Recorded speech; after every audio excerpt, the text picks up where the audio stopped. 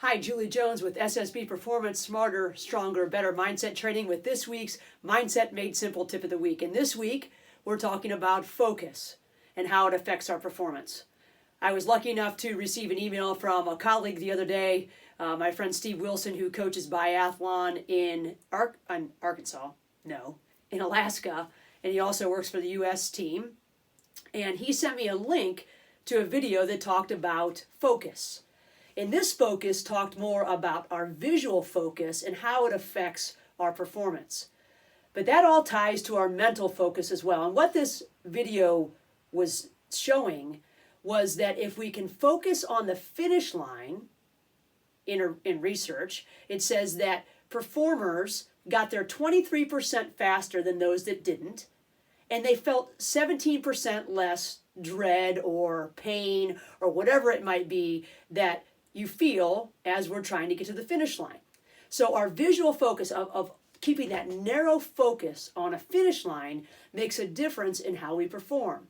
We've talked before about how our focus makes a difference on how we perform, but we've talked more about mental focus. But in this article or this research in this video, it tied actual visual focus, what we do with our eyes, what we're actually looking at, to that mental side of focus as well. So tying both these things together are very important. If you read my tip today at ssbperformance.com, you also see that I tied in a little bit about perspective and how we keep perspective on what it is that we have to do. Our body responds to how we feel about what we're going to do. If we feel as if we can succeed, our blood pressure changes, it rises. The systolic blood pressure actually rises because your body knows that you are about to perform and your muscles are going to need extra blood. Our heart rate increases, our breathing increases, and our systolic blood pressure increases to maintain that fight that we need to perform. If we feel as if we can't succeed, our body almost goes into like a hibernation. It's like slows, the systolic blood pressure actually goes down, which does not aid in our performance. So now we're not at that inverted U, or we're not pumped up and ready to go. So how we think makes a difference. What we focus on makes a difference. If we can stay focused on a goal, the finish line, or a chunk of a goal, I mentioned in my tip that in my morning workouts, I split it up into 3 15-minute segments. Does that mean that I do one thing for 15 minutes, one thing for 15? Not necessarily. Some days, yes. But what I do is make sure that I keep it in those 15-minute segments because it breaks it up for me. It makes it easier.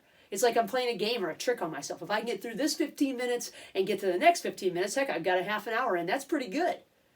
But I always, always, always go to that last 15 minutes. If I'm there, I may as well finish. So I'm playing a trick on my mind with perspective of what I have to finish. We had a 10-lap track at Cleveland State when I was there. And ticking off those laps, boom, boom, boom, boom, boom, right? They're done. 10 in and you got a mile. You can look at it two different ways. Oh my gosh, I've got 10 laps to run to get a mile in. So now I've got 40 laps today or 50 laps or whatever it is. Or you can say, I've already got 3 done. I only have 7 to go. Those 3 were easy. I don't have to do this 2 more times basically to get through this mile. So our perspective and our focus makes a difference. Can you always see the finish line? No. Obviously, if you're in a marathon, you're not going to be able to see the finish line. You can't stare at something for 3 hours. But you can stare at something for 2 minutes. I used to tell my players all the time, you can do anything for 2 minutes. Anything. When we got to the push and the shove of the pain of conditioning. But if we can break things up, and we believe that we can finish those, our body rises to the occasion to help us. If we can keep that narrow focus when we need it, it gives us a boost of energy to get done. Can we stay narrowly focused all the time? No, we can't. But if we know how to get to narrow focus, then that helps us perform. How can we do that? We can do concentration grids. We can do all kinds of different things. We can set a plan.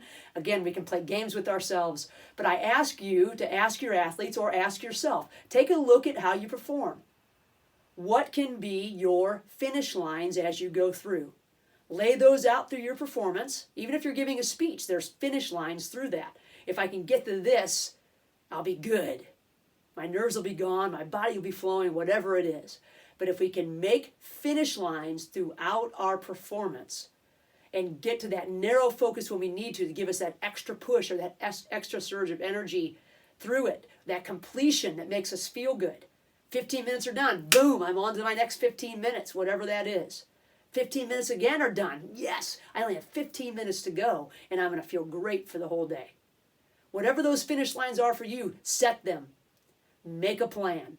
And then you have to practice it. You can't just do it on game day or performance day or speech day. There has to be a method to this. So here's to focus, find your finish line, figure out what tools you're going to use to get all of our tools in our tool belt, make such a difference together. We're looking at controllables, we're looking at focus, we're looking at perspective. So tie all those things together, figure out your plan, and you'll perform better. For more information on tips like this, go to ssbperformance.com, subscribe there, and check this out next week again on Monday for that week's Mindset Made Simple tip. Have a great week.